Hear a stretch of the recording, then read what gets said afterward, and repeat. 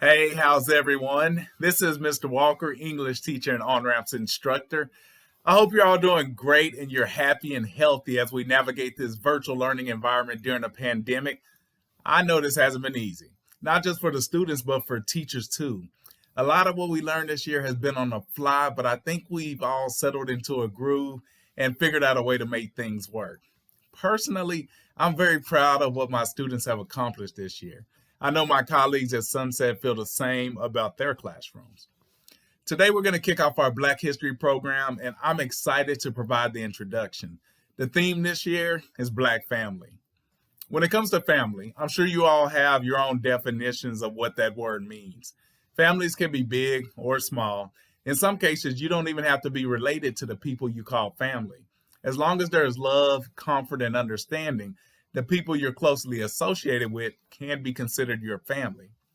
For Black people, the word family has been a touchy subject from the moment we arrived in America. Back then, we didn't come to the border to cross legally or illegally. We didn't arrive on a cruise ship. The vast majority didn't come here voluntarily.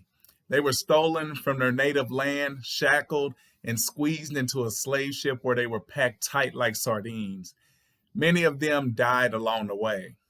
Of course, that experience was traumatic, but that was just the beginning of the trauma Black people endured when we arrived in the United States. I won't get into a detailed history of what slavery was like. I'm sure you've read and heard all of the horror involved in America's most shameful practice, but I will talk about what slavery did to Black families. Slaves weren't allowed to legally marry, so when they fell in love, they had to have secret ceremonies where they jumped a broom. Black people still use that phrase today when we talk about getting married. If you never heard of it, jumping a broom was exactly what it sounds like.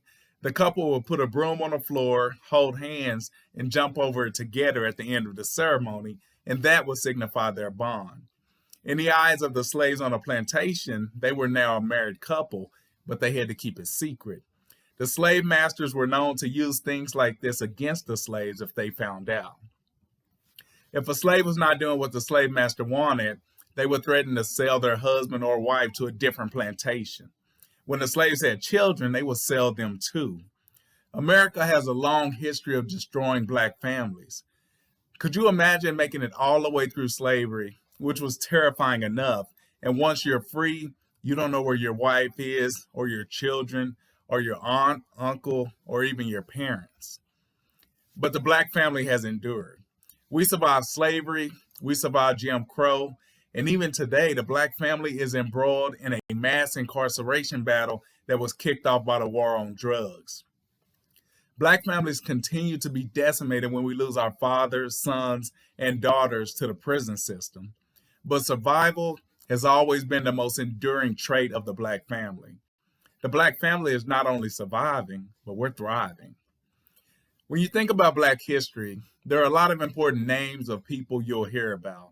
But I want you to also think about the Black family, which has always been a cornerstone of every movement, every fight, and every protest you've heard about. Today, we celebrate the Black family because no matter how many times they try, no matter how many of our leaders they assassinate, no matter how many of our sons and daughters are killed by the police, we're still here, and our families are as strong as ever. This is why Black families matter, more now than ever before.